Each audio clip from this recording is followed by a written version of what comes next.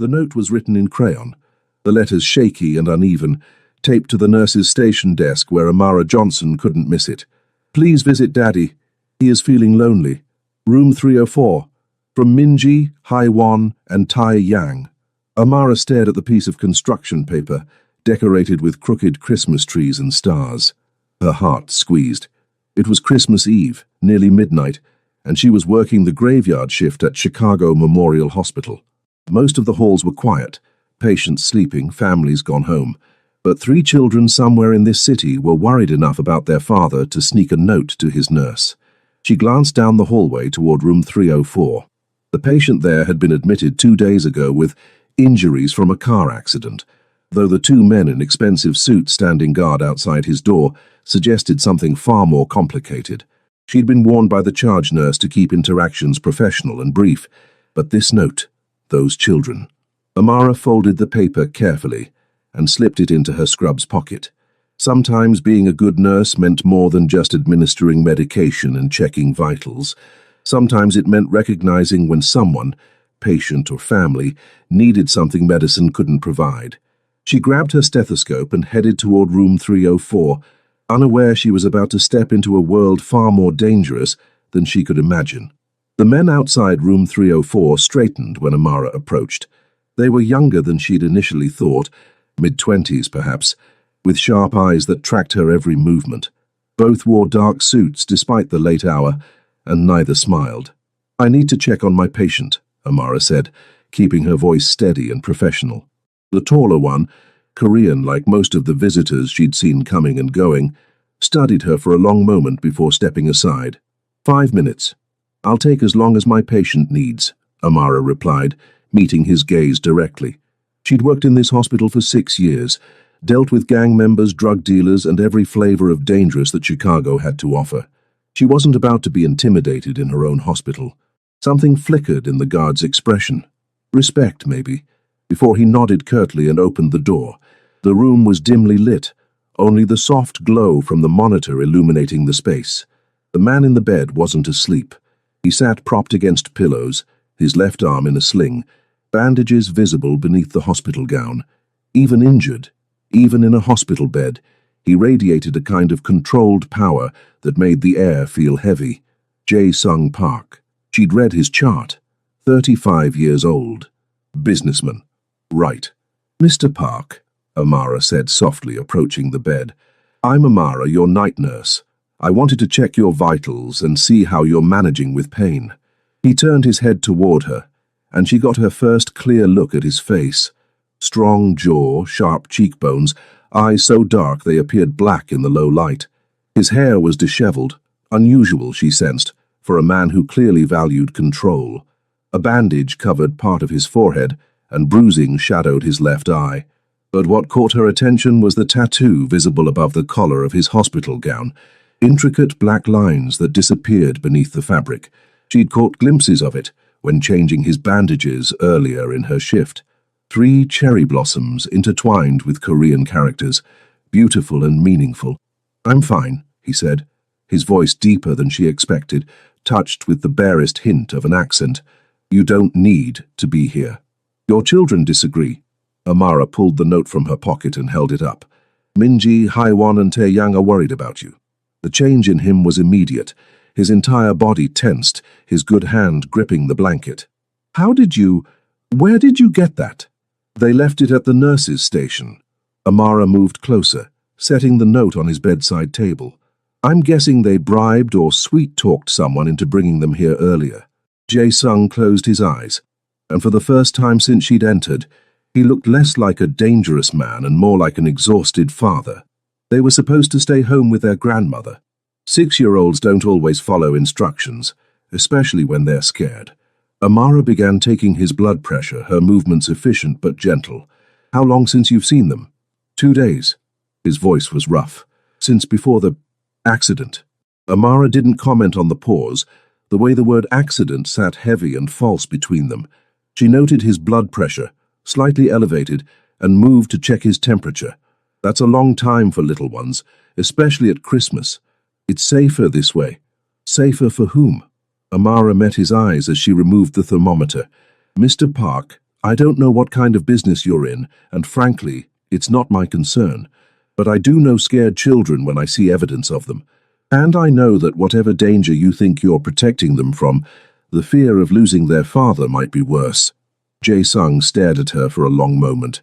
Most people, especially women, especially civilians, wouldn't speak to him this way.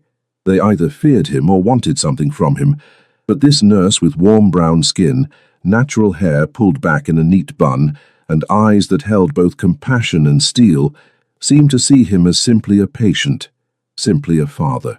"What would you suggest?" he asked finally. Amara pulled out her phone. "A video call, just a few minutes. Let them see you're okay, hear your voice. It's Christmas Eve, Mr. Park. Give them that gift at least." He hesitated, and she could see the war playing out behind his eyes, the desire to see his children versus the need to maintain the walls he'd built around them, around himself. "Please," Amara added quietly. "I can step outside if you need privacy." "No." The word came quickly. "Stay. In case—" He didn't finish, but Amara understood. "In case I don't know what to say, in case I break, in case I need someone to help me be strong for them." She dialed the number he provided, and within seconds, 3 small faces filled the screen, crowding together, eyes wide with hope and fear. "Appa!" they cried in unison, and Amara watched as the dangerous man in the hospital bed transformed into something else entirely, a father who loved his children so much it clearly terrified him. "Appa, are you coming home soon?" Minji's face was closest to the camera, her dark eyes so like her father's, red-rimmed from crying. She wore pink pajamas with reindeer on them, her hair in 2 neat braids. "Soon, Tal," Jae-sung said, his voice gentler than Amara had heard it. "The doctors are taking good care of me." "Nurse Amara is taking care of you?" Haewon pushed his face into view, nearly knocking his sister aside. He had a gap-toothed smile that he wasn't currently using, his expression solemn. "Is she nice? Does she give you medicine that tastes bad?" Despite everything, Amara smiled. "I try to make sure nothing tastes too terrible." 3 pairs of eyes locked onto her, and suddenly she was the focus of their intense scrutiny.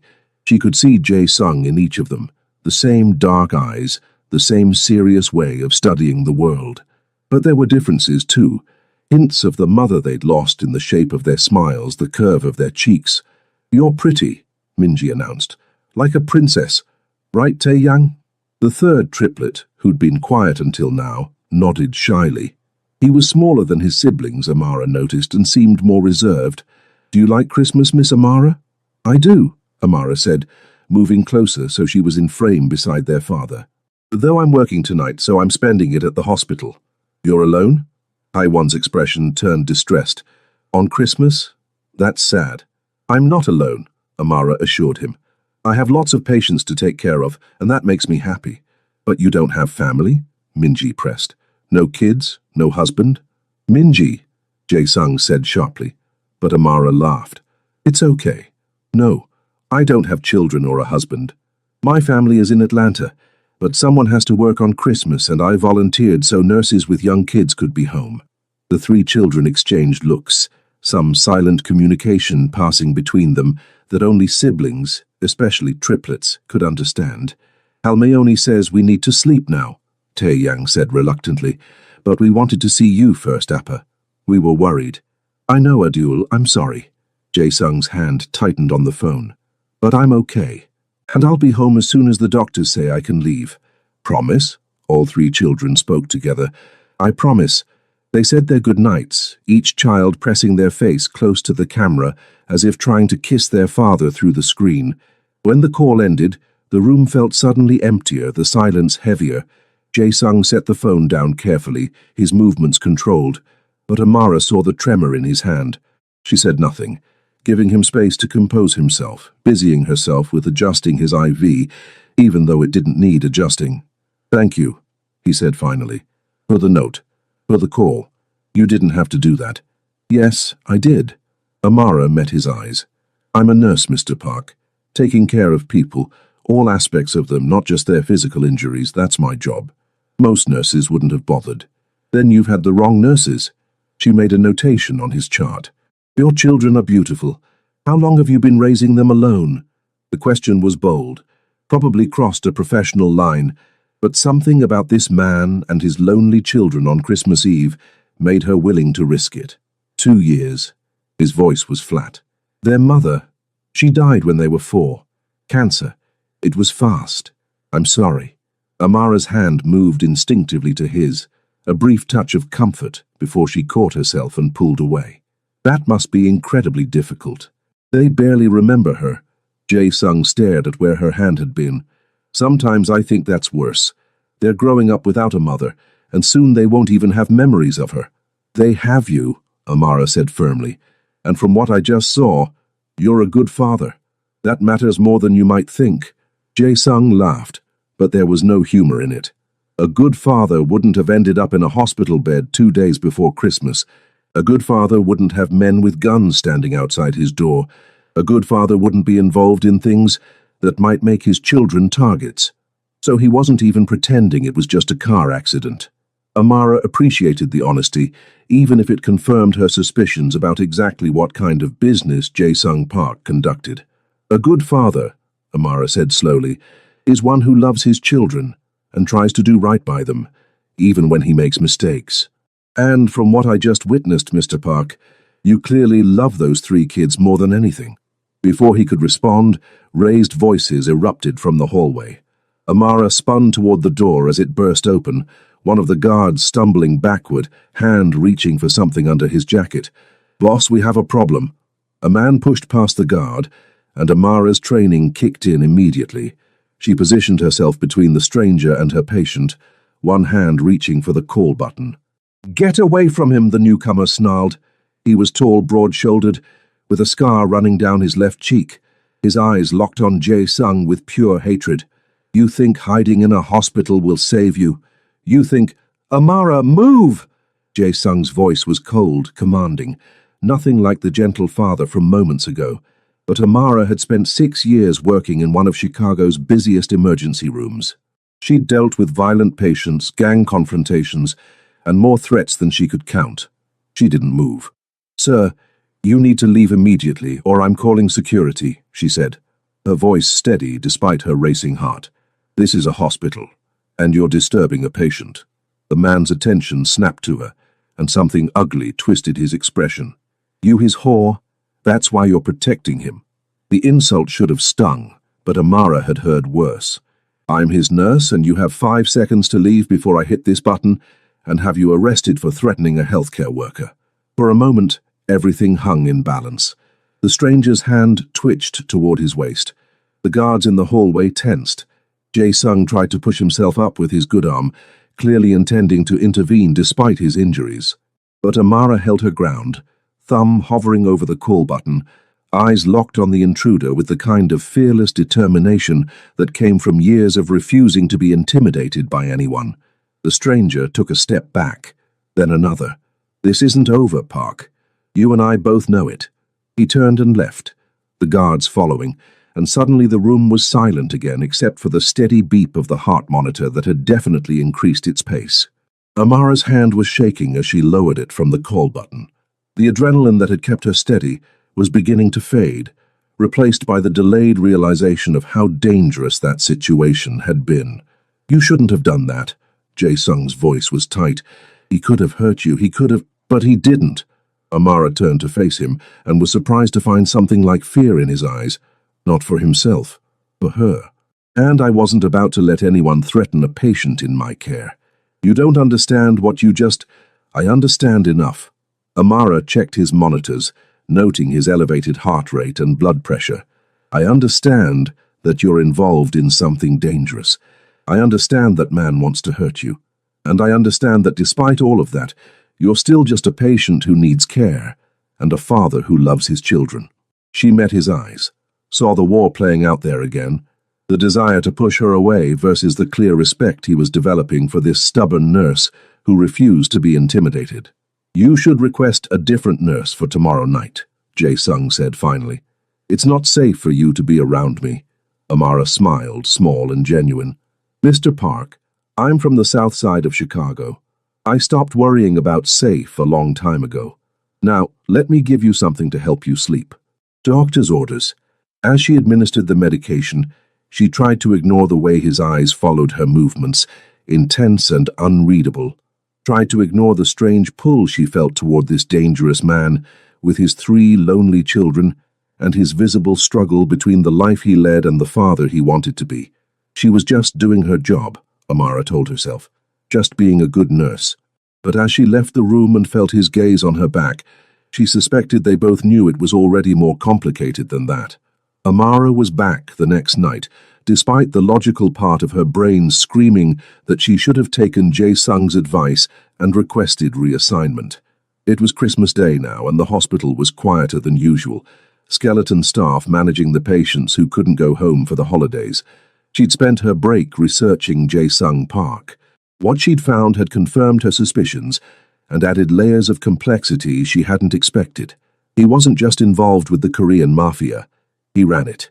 The Park family had controlled a significant portion of Chicago's Korean organized crime for 2 generations, everything from high-end gambling operations to more legitimate business ventures that probably weren't as legitimate as they appeared. But what struck her most was a newspaper article from 2 years ago, a small piece in the obituaries section. Song Min-seo, beloved wife and mother, taken too soon by cancer at 32, survived by her husband and their triplets. The photo showed a beautiful woman with a gentle smile, holding 3 4-year-old children. Standing beside her was Jae-sung, younger then, his arm around his wife, his expression softer than anything Amara had seen on his face. He'd been a husband who loved his wife, and now he was a widower trying to raise 3 children alone while running a criminal empire. The contradiction of it, the humanity within the danger, fascinated her in ways she knew it shouldn't. "You came back," Jae-sung said when she entered his room for her rounds. He was sitting up, looking stronger than the previous night, though still confined by his injuries. The bruising on his face had darkened to deep purple and black. "I work here," Amara replied, keeping her tone professional as she washed her hands. "And you're still my patient. How's your pain level tonight?" "Manageable." He watched her approach. "Did you have a good Christmas?" "Quiet. Ate terrible cafeteria food and watched patients sleep." "You?" "The kids video called twice. Halmione, their grandmother, brought them to Christmas service at the Korean church. They sang carols for me." Something soft entered his expression. "Badly. Very badly." Amara laughed. 6-year-olds aren't known for their musical talent." "No, but they're enthusiastic." He paused. "They asked about you. Wanted to know if you were working again tonight. If you'd had a good Christmas, if you were still alone." "They're sweet kids. They're relentless kids," Jae-sung corrected, but there was affection in his voice. "Once they decide they like someone, they don't let go easily. I should warn you. They've apparently decided you're important." "Important how?" He looked uncomfortable, a hint of color touching his cheeks despite his obvious efforts to maintain composure. "Minji informed me that you would make a good mother because you have a kind smile and magic hands that make people feel better. A1 said you're pretty and brave, which are the 2 most important qualities apparently. And Tai-young." He trailed off. "What did Tai-young say?" "He said you made me smile, and I haven't smiled in a long time." The words hung between them, heavy with meaning. Amara busied herself checking his bandages, trying to ignore the way her heart had skipped at that confession. "Mr. Park, Jae-sung, please." He caught her hand gently with his good one as she adjusted his IV. "You've stood between me and danger, tolerated my children's interrogation, and worked on Christmas to make sure I had someone checking on me. I think we're past formalities." His hand was warm, calloused in ways that suggested he did more than sign papers and give orders. Amara knew she should pull away, maintain professional distance, but something kept her still. "Jae-sung," she said softly, "your children sound wonderful. And yes, I smiled yesterday, but that's just, I smile at all my patients. It's part of being a nurse. Do you stand in front of guns for all your patients too?" "That man yesterday didn't have a gun." "Yes, he did. You were just too busy being fearless to notice." Jae-sung's thumb brushed across her knuckles, the touch sending electricity up her arm. "You could have been hurt. You could have been killed. And you did it anyway. Because it was the right thing to do." "The right thing," he repeated, something bitter in his voice. I've spent so many years doing the wrong things, justified them in so many ways, that I'd almost forgotten there are still people in the world who simply do what's right, without calculation or agenda. Amara gently extracted her hand, needing the distance to think clearly. Everyone has an agenda, Jae-sung. Mine is keeping my patients healthy and safe. That's all this is. But even as she said it, she knew it wasn't entirely true. She'd checked on him 3 times already tonight, more than necessary. She'd brought him decent coffee from the shop across the street, knowing the hospital version was terrible. She'd even printed out photos from the triplets' video call when she noticed he kept rewatching the saved recording. This wasn't just a nurse caring for a patient. This was something more, something that terrified and intrigued her in equal measure. "When are they releasing you?" Amara asked, changing the subject as she made notes on his chart. "Tomorrow, if there are no complications." He paused. "I've arranged for private care at home.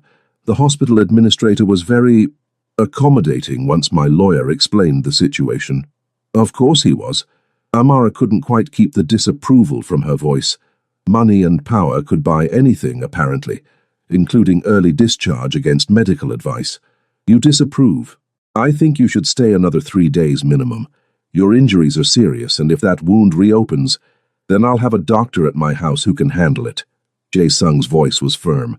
"I've been away from my children long enough. They need me home. It's Christmas, and I've already missed too much." Amara couldn't argue with that logic, even if the medical side of her brain rebelled against it. "Fine, but you follow all discharge instructions. Rest, limited movement, no stress." "No stress," Jae-sung repeated, his lips curving into something that wasn't quite a smile. "I run a criminal organization, Amara. Stress is my job description." "Then delegate," she shot back. "Or are you going to tell me there's no one competent enough to handle things while you recover?" "There are people who can handle the business, but being a father, that I can't delegate." The simple honesty of it, the clear priority he placed on his children over everything else, did something to Amara's heart. This was a man who could order violence, who lived in a world of danger and moral ambiguity, but who loved his kids with a fierce devotion that transcended everything else. "They're lucky to have you," Amara said quietly. "No." Jae-sung's eyes locked onto hers, intense and unwavering. "I'm lucky to have them. They're the only good thing I've ever created, the only pure thing in my life. Everything I do, every choice I make, it's for them, to protect them, to give them a life better than the one I had. Even the illegal choices?" She shouldn't have asked. It was too direct, too confrontational. But Amara had never been good at holding back when something important was at stake. Jae-sung didn't look away, especially those. "The world I grew up in doesn't reward going straight, Amara. My father built this empire from nothing, came to this country with nothing, and created opportunities where none existed. Was it legal? No. Was it necessary? Absolutely. And now I maintain what he built, so my children have security, options, futures that don't involve struggling the way my parents did. There are other ways, are there?" He leaned forward slightly, intensity radiating from him despite his injuries. "Tell me, how many black women do you think would be accepted as nurses at top hospitals 50 years ago? How many Korean immigrants could open legitimate businesses without facing discrimination, violence, impossible barriers? The system isn't designed for people who look like you or me to succeed, Amara, so we find other paths. That doesn't make it right." "No," he agreed, "but it makes it understandable, and sometimes that has to be enough." Before Amara could respond, her pager went off. "Code Blue, room 217. She glanced at it, professional instinct overriding everything else. "I have to go," she said, already moving toward the door. "Amara," Jae-sung's voice stopped her. "Be careful. That man yesterday, he's not the only one who knows I'm here. There may be others who come looking. The guards outside your door can't be everywhere. Please, just be aware. For me." The concern in his voice, the clear worry for her safety despite everything else happening in his dangerous world, made Amara pause. She looked back at him, this complicated man, who defied every simple categorization, and nodded. "I will. And you rest. Doctor's orders." As she rushed out to attend to the code blue, Amara tried to ignore the warmth spreading through her chest, the way her mind kept circling back to dark eyes and gentle voices, and 3 children who wanted their father home for Christmas.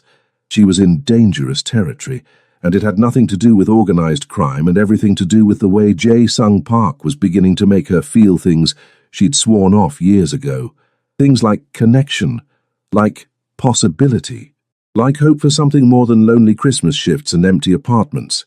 The code blue took 40 minutes to resolve, an elderly patient whose heart had given out, but who they'd managed to revive. By the time Amara returned to the nurse's station, exhausted and emotionally drained, she found another note waiting for her. This one was on expensive stationery, written in elegant handwriting that was clearly not from a 6-year-old. Please come home with Appa tomorrow. We want you here for Christmas. We have presents and cookies, and Halmione says you can stay in the guest room, and you don't have to be alone anymore. Please say yes. Love, Minji, Haiwon, and Tai Yang, and Appa, even though he didn't write this, but we know he wants you to come too. Amara's hand trembled as she read it. This was crossing every professional line, accepting an invitation to a patient's home, getting involved with his family. With him. But those children were so lonely. And if she was being honest with herself, so was she. She folded the note carefully and slipped it into her pocket, next to the first one. She'd have to decide before tomorrow. She'd have to figure out if she was brave enough to step fully into this dangerous, complicated situation, or if the smart thing was to walk away now, before her heart got any more involved than it already was. Amara stood outside the wrought iron gates of the Park estate, second-guessing every decision that had led her to this moment. The house beyond, mansion, really, was a sprawling modern structure of glass and stone, nestled in the exclusive North Shore suburbs where homes started at several million and went up from there. Security cameras tracked her movement. The guards at the gatehouse had checked her ID 3 times. She should leave. This was insane. She was a nurse from the South Side who'd grown up in a modest Atlanta neighborhood, and she was about to walk into the home of a Korean Mafia boss because 3 6-year-olds had asked her to spend Christmas with them. But then the gate swung open, and a woman emerged from the house.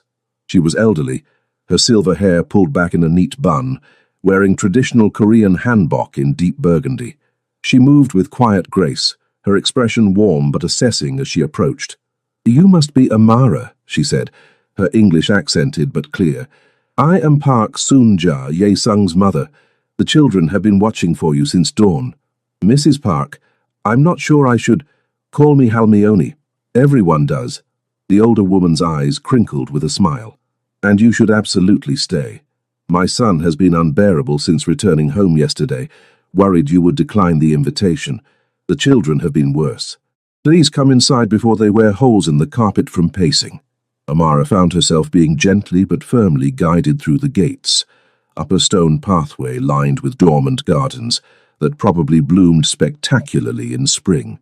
The front door opened before they reached it, and 3 small bodies came tumbling out. "Miss Amara."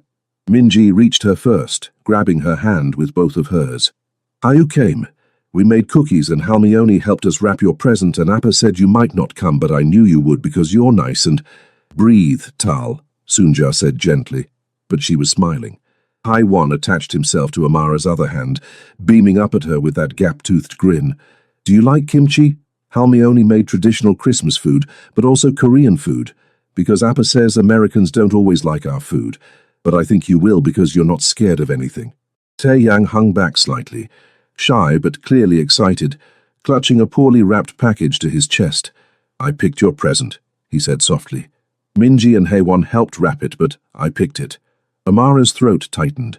These children, these sweet, earnest children who'd had so much loss in their young lives, had welcomed her with such open hearts. How could she possibly regret coming? "I love kimchi," she said, squeezing both hands that held hers. "And I'm excited to see what you picked for me, Tae-yang, though you didn't have to get me anything." "Appa said you have to have presents on Christmas," Minji said firmly. "It's a rule." "Your father's right." Amara let herself be pulled inside, into a foyer that was all marble and modern art, somehow both luxurious and surprisingly warm. Family photos lined one wall, candid shots of the triplets at various ages, formal portraits, and there in the center, a wedding photo of Jae-sung and the beautiful woman from the obituary, both smiling at each other like nothing else in the world existed. "That's our Yoma," Tae-yang said, noticing where Amara's attention had gone. "She's in heaven now, but Appa says she watches over us." "I'm sure she does," Amara said softly, "and I bet she's very proud of all three of you." "She'd like you," Minji announced with 6-year-old certainty, "because you're kind and you help people and you have a pretty smile." "Minji, what have I said about overwhelming our guests?" Jae-sung's voice came from the top of the stairs, and Amara looked up to find him descending carefully, one hand on the railing. He'd changed from the hospital gown into dark slacks and a white button-down shirt with, her breath caught, 4 buttons undone, revealing the full extent of his tattoo. 3 cherry blossoms, each one intricately detailed, intertwined with Korean characters she couldn't read. The design wrapped around his throat and disappeared beneath the collar, beautiful and dangerous, and completely mesmerizing. "Appa!" all 3 children chorused, and Amara forced herself to look away from his neck, his chest, the way the shirt fit his frame despite the bandages she knew were underneath. "So you came," Jae-sung said, his eyes meeting Amara's as he reached the bottom of the stairs. "I wasn't sure you would." "Your children were very persuasive," Amara replied, trying to sound casual, even though her heart was racing. "And I figured someone should make sure you're actually resting instead of working." "I'm resting." But the slight wince as he moved suggested otherwise. "Appa tried to go to his office this morning," Haewon tattled immediately. Halmione yelled at him in Korean. "I did not yell," Sunja said serenely. "I simply reminded him firmly of his priorities." "You yelled," Minji confirmed. "It was kind of scary." Jae-sung looked chagrined, and Amara found herself fighting a smile. "Sounds like you need more than just me checking on you. You need someone who speaks Korean and isn't afraid to raise their voice." "What I need," Jae-sung said, his eyes never leaving hers, "is for everyone to stop conspiring to keep me in bed like an invalid." "You were stabbed," Amara reminded him. "Twice and had internal bleeding. Being treated like an invalid is appropriate." "See?" Minji looked triumphantly at her father. "Miss Amara agrees with us." The afternoon that followed was surreal in the best way. They ate a strange but delicious combination of traditional Korean dishes and American Christmas food. The children showed Amara every corner of the enormous house, from the playroom that looked like a toy store had exploded inside it, to the library that held more books than Amara had seen outside of actual libraries. She watched Jae-sung with his kids, saw the way he transformed around them, patient when Haewon spilled juice on his shirt, gentle when Tae-yang grew overwhelmed by the excitement, proud when Minji demonstrated the new piano piece she'd learned.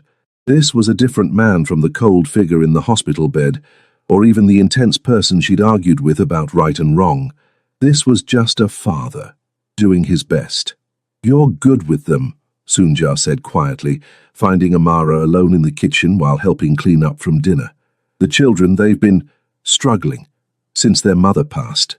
Jae-sung tries, and he loves them desperately. But he's one person, and the life he leads." She trailed off, then looked directly at Amara. "You know what my son is." It wasn't a question. "I do." "And yet you came anyway." "I came for the children," Amara said. "They shouldn't be alone on Christmas. None of us should." "You came for the children," Sunja repeated, a knowing look in her eyes. "Tell yourself that if it helps. But I've seen the way my son looks at you, and the way you look at him, when you think no one's watching. This isn't just about the children, Amara. And I think you know that." Before Amara could respond, shouts erupted from the living room. She rushed in to find Jae-sung on his feet, his face pale, one hand pressed to his side, where blood was beginning to seep through his white shirt. "I'm fine," he was saying, even as he swayed slightly. "I just moved wrong." "You tore your stitches," Amara said, professional mode kicking in immediately.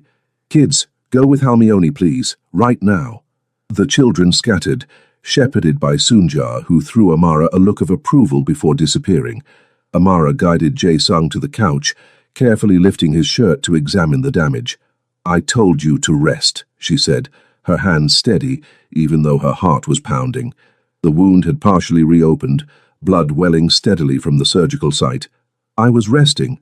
Then Haiwan wanted me to see his Lego creation, and I bent down. And now you're bleeding. Amara pressed a clean cloth against the wound, applying pressure. You have a medical kit here. Upstairs bathroom. But Amara, I can call my doctor. I'm here now. Tell me you have proper supplies and I can restitch this. He directed her to a bathroom that was better stocked than some emergency rooms she'd worked in. Clearly this wasn't the first time medical intervention had been needed at the park house. The thought should have disturbed her more than it did. Working by the bright bathroom lights, Amara cleaned and restitched the wound with practiced efficiency. Jae-sung sat still, watching her face rather than what her hands were doing, his jaw tight against what had to be considerable pain. You refused pain medication, Amara said, not looking up from her work. I need to stay alert. The children are fine. They're with your mother, probably eating cookies and being reassured that you're okay. She tied off the last stitch, covered the wound with fresh bandages. But you won't be okay if you keep pushing yourself like this. I can't afford to be weak. Resting isn't weakness. Amara finally looked up, found him watching her with an intensity that made breathing difficult. It's survival. And your children need you alive more than they need you invincible. Amara. His good hand came up, fingers brushing her cheek with a gentleness that contrasted sharply with the violent world he inhabited. Why are you really here? She should move away, should maintain distance, should remember all the reasons why getting involved with a patient, with a criminal, with a man whose life was built on danger, was a terrible idea. Instead, she found herself leaning into his touch, her hand covering his. I don't know, she admitted. I should have said no. I should have stayed away. But those kids and you and I couldn't. I'm not a good man, Jae-sung said softly. I've done things that would horrify you. I've made choices that can't be undone. Getting close to me, it puts you at risk. You saw that man at the hospital. He's not the only enemy I have.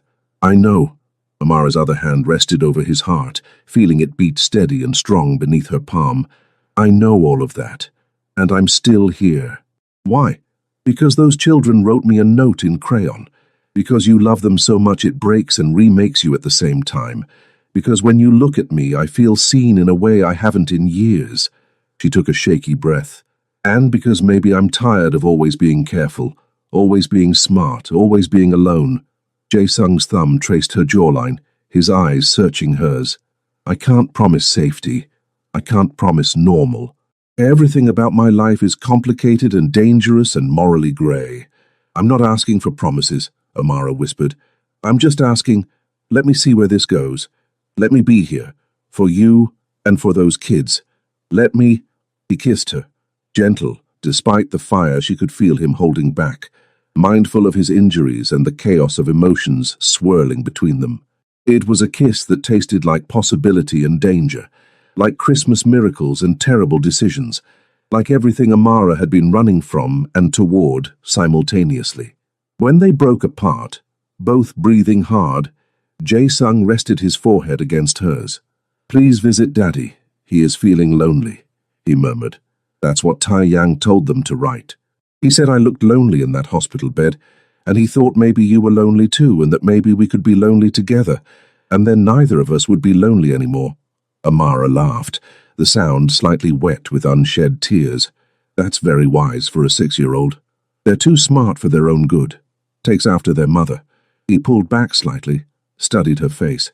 Stay. Not just for today. Stay, Amara. Help me figure out how to be a better father. Help me keep those kids safe and happy. Help me remember that there's more to life than the darkness I usually inhabit. That's a lot of responsibility for one nurse. You're not just any nurse. You're the woman who stood between me and danger, without hesitation. Who sees the man I am and the man I'm trying to be and doesn't run from either. Who my children adore and who my mother already treats like family. I barely know you, Amara protested weakly. Then get to know me. Move into the guest room. Spend time with us. See if this thing between us is real or just Christmas magic and gratitude. His hand tightened on hers. I'm not asking forever. I'm asking for a chance. It was insane. It violated every professional boundary. Her nursing license could be at risk. Her safety definitely was. but looking into his eyes, feeling the warmth of his hand in hers, thinking about 3 sweet children who wanted their father to be less lonely. 1 month, Amara heard herself saying. I'll stay 1 month, trial basis. I keep my apartment, my job, my life outside this, but I'll be here in the evenings, weekends. I'll help with the kids, make sure you actually recover. And we see if this is real. Jae-sung smiled, genuine and warm and transformative. 1 month, I can work with that. From downstairs came the sounds of children calling, eager to open presents, to include Miss Amara in their Christmas traditions. Soonja's voice joined them, amused and indulgent. Amara stood, offered Jae-sung her hand to help him up carefully. Come on, you have children waiting, and apparently I have presents to open. Thank you, Jae-sung said, his voice thick with emotion, for giving us this chance, for seeing us, for being brave enough to try. Don't thank me yet, Amara replied, but she was smiling. We haven't survived a month together. You might drive me crazy. Yours, he said, following her toward the door. We might discover we're exactly what each other needs. As they descended the stairs together to where 3 excited children and 1 knowing grandmother waited, Amara thought about the note that started everything. Please visit Daddy, he is feeling lonely. She'd come to visit. She'd brought Christmas spirit to a man who desperately needed light in his darkness. And in return, she'd found something she hadn't even known she was looking for. A family who needed her as much as she needed them. It wasn't safe. It wasn't smart. But maybe, just maybe, it was exactly right. 3 weeks into her 1-month trial, Amara had settled into a routine at the park house that felt both surreal and completely natural. She'd finish her hospital shift, sleep a few hours at her apartment, then drive to the North Shore suburbs to spend evenings with the triplets, while Jae-sung conducted whatever business he couldn't avoid. Weekends were family time, trips to museums, movie nights, elaborate meals that Soonja insisted on teaching Amara to cook. The children had bloomed under the attention. Minji was bolder, her natural leadership shining through as she organized elaborate games that all 3 participated in. Tae-won had stopped having nightmares, according to Soonja, sleeping through the night for the first time in months, and Tae-yang, sweet shy Tae-yang, had started calling her Miss Amara Ioma, a Korean term of endearment that had made her heart clench the first time she'd heard it. But it was the moments with Jae-sung that confused and thrilled her most. Stolen conversations after the children went to bed, his hand finding hers as they watched movies together, the way his eyes followed her around the room as if afraid she might disappear. He was letting her see more of his world. Not the violence, he was careful about that, but the complexity. The legitimate businesses he ran alongside the illegal ones, the community work he funded anonymously, the fine line he walked between darkness and trying to do right by his family. You're thinking too hard, Jae-sung said now, his voice pulling her from her thoughts. They were in the kitchen, the house quiet around them. The children were asleep upstairs. Soonja had retired to her suite, and it was just the 2 of them in the soft light of under-cabinet LEDs. I'm always thinking, Amara replied, sipping the tea he'd made her. Occupational hazard. What are you thinking about? He moved closer, leaning against the counter beside her, careful of his still healing injuries. How strange this all is. 3 weeks ago, I was spending Christmas alone in a hospital. Now I'm... She gestured vaguely at the house around them. Here, part of your life, part of their lives. Do you regret it? No. The answer came without hesitation. That's what's so strange. I should regret it. This is complicated and dangerous and goes against every logical decision I've ever made, but I don't regret it at all. Jae-sung's hand covered hers on the counter. The month is almost up. I know. I'm hoping you'll stay. His voice was careful, but she could hear the vulnerability underneath. Not in the guest room. With me. With us. Really stay. Amara turned to face him, studying the man who'd become so important so quickly. His injuries had healed enough that he moved without pain now, though she still caught him favoring his left side occasionally. The tattoo on his neck had become familiar, something she found herself tracing with her fingers during quiet moments. She knew his tells now, the way his jaw tightened when he was stressed, how his accent became more pronounced when he was tired, the soft way he spoke Korean to his children when they were upset. I need you to be honest with me, she said. About what staying would mean, about the danger, about what your life really looks like. Jae-sung was quiet for a long moment, weighing his words. There are people who want to hurt me, to take what I've built. The man at the hospital, his name is Hwang Tae-min. His family used to control territory that's now mine. He blames me for his father's death, even though his father's own decisions led to his downfall. He won't give up. Are you in immediate danger? No more than usual. I have security, loyal people, systems in place. He paused. But I won't lie to you, Amara, there's always risk. Being associated with me, it puts a target on anyone I care about, including you. The children have been protected since birth. They attend a private school with extensive security. They're never alone. Every person who comes near them has been vetted. His hand tightened on hers. If you stay, we extend that protection to you. Guards when you need them. Secure transportation, everything necessary to keep you safe. I don't want to live in a cage. I know, and I won't ask you to, but I need you to be smart, aware. Let us protect you without fighting it every step. He pulled her closer, his other hand coming up to cup her face.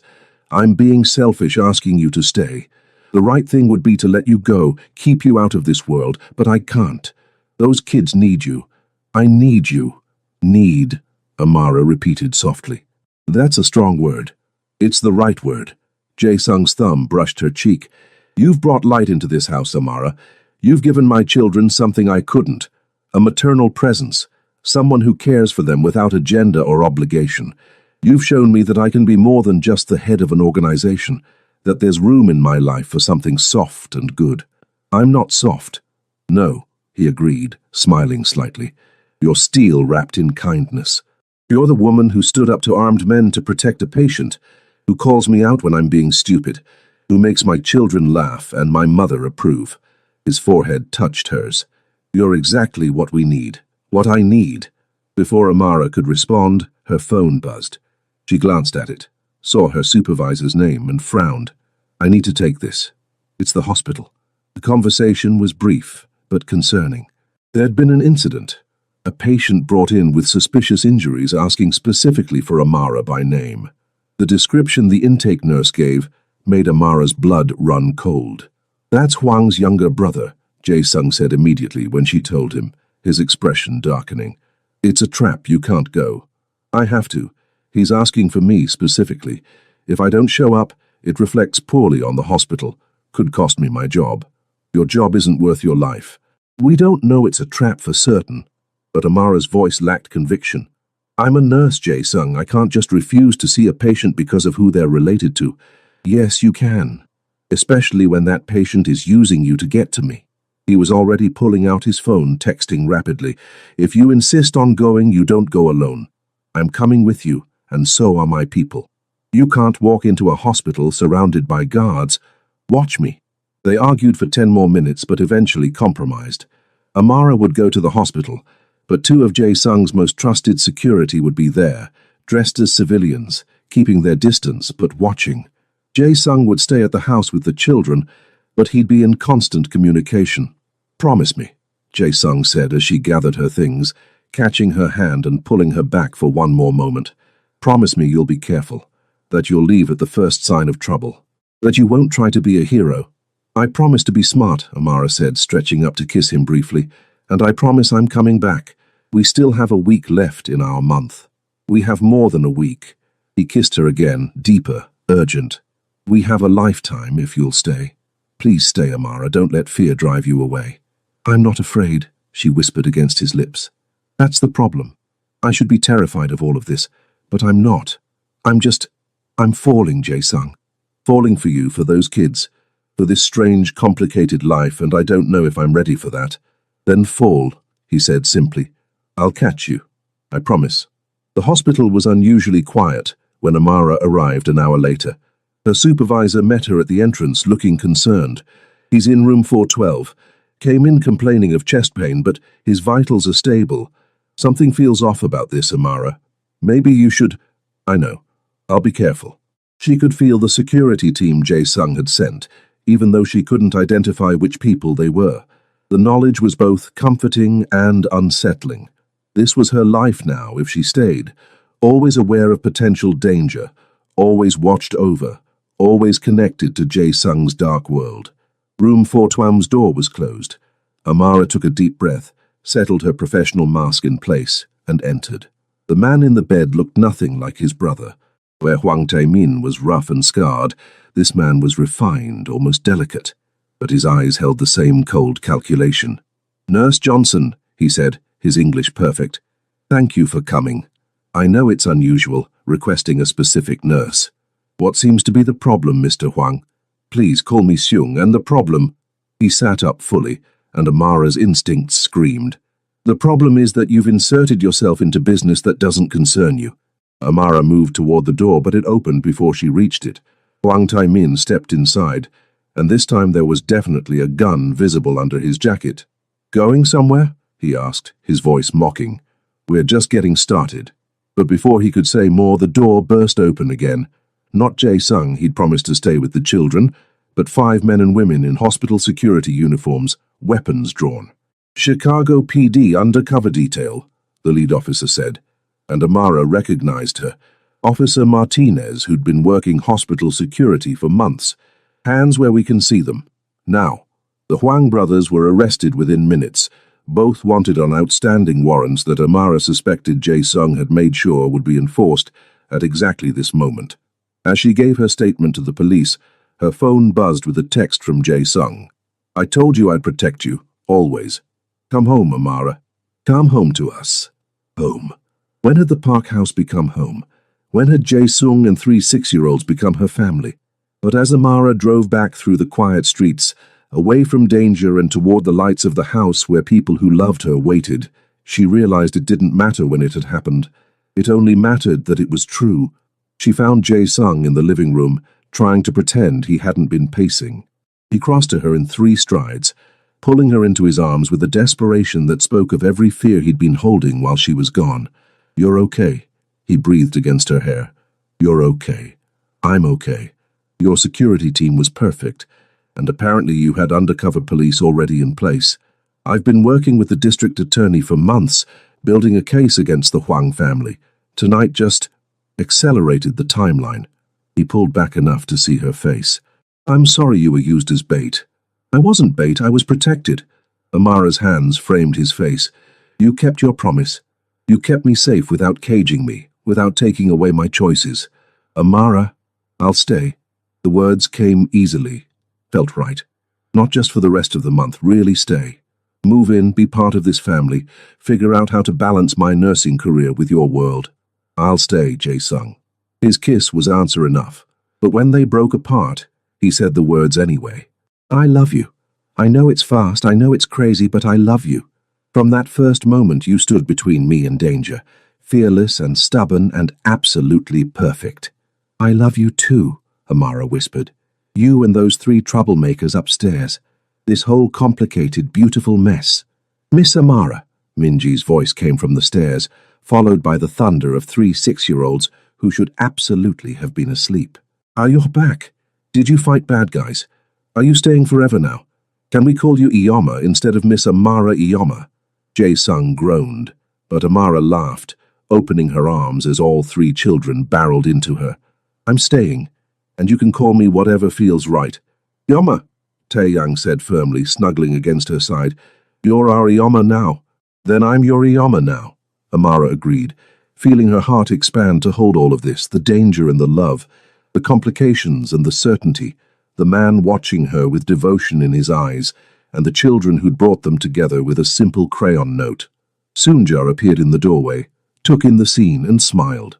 "Welcome home, daughter," she said in Korean, and Jae-sung translated softly. "Welcome home," he echoed. "Thank you for bringing Christmas spirit to our lives, for making us whole again." Amara looked around at the family that had claimed her as their own, at the home that had opened its doors, at the future that was complicated and dangerous and absolutely right. "Thank you for being lonely enough to need me," she replied, "for writing that note, for giving me a reason to stop being alone." 3 children, 1 man, and an entire future stretched out before them. It wouldn't be easy. There would be dangers and challenges and moments when the 2 worlds she belonged to would clash. But standing there surrounded by love, Amara knew one thing for certain. Sometimes the best Christmas miracles were the ones you never saw coming. The ones that started with a plea written in crayon and ended with a family made whole. And sometimes, being brave enough to visit someone who was lonely meant discovering you'd been lonely too, and finding exactly where you belonged. 6 months later, the Park House had transformed in subtle but meaningful ways. Amara's medical textbooks shared shelf space with Minji's princess stories.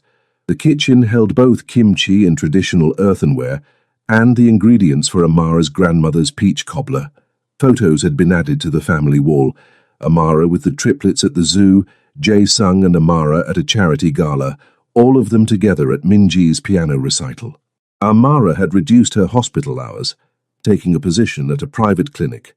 Jae-sung's legitimate business interests had funded a facility that served the Korean immigrant community with free and reduced-cost healthcare. She still nursed, still helped people, but now she also came home to family dinners and bedtime stories and a man who looked at her like she'd hung the moon. The danger hadn't disappeared entirely. There would always be rivals, always be threats inherent in Jae-sung's world. But he was working with federal prosecutors now, slowly transitioning the organization toward legitimate enterprises, using his influence for good, even as he maintained the power that kept his family safe. "Yama, watch this," Haewon called from the pool, executing a cannonball that soaked Minji, who shrieked indignantly. "Very impressive," Amara called back, laughing as Tai-yang attempted his own jump, more careful but equally enthusiastic. Jae-sung's arms wrapped around her from behind, his chin resting on her shoulder. "Happy," he murmured. "Terrifyingly happy," Amara admitted. "I keep waiting for something to go wrong. Nothing's going wrong. We're just living, being a family." He turned her in his arms, the setting sun painting everything golden. "Marry me." Amara's breath caught. "What?" "Marry me," Jae-sung repeated, pulling a ring box from his pocket, because of course he'd been planning this, probably for weeks. "Make it official. Let me spend the rest of my life showing you that taking a chance on us was the best decision you ever made." The ring was perfect, a simple band with 3 small diamonds, representing the 3 children who'd brought them together. Amara's eyes filled with tears as he slipped it on her finger. "Yes," she whispered. "Yes, I'll marry you." 3 children cheered from the pool, and Amara realized they'd known, had probably helped plan this. Soonja appeared with champagne, smiling that knowing smile. As Jae-sung kissed her, surrounded by the family they'd built from loneliness and Christmas miracles and one crayon note, Amara thought about that night in the hospital, about 3 children who'd been brave enough to ask a stranger to visit their lonely father, about a man who'd learned to love again despite his fears, and about a nurse who'd brought Christmas spirit to a Korean Mafia boss and found her home in the process. "Please visit Daddy, he is feeling lonely." She'd visited, and in doing so she'd discovered that sometimes the greatest gift you can give someone is simply showing up, being present, bringing light to darkness. And sometimes, when you do that, you discover that you were the one who needed saving all along. The end.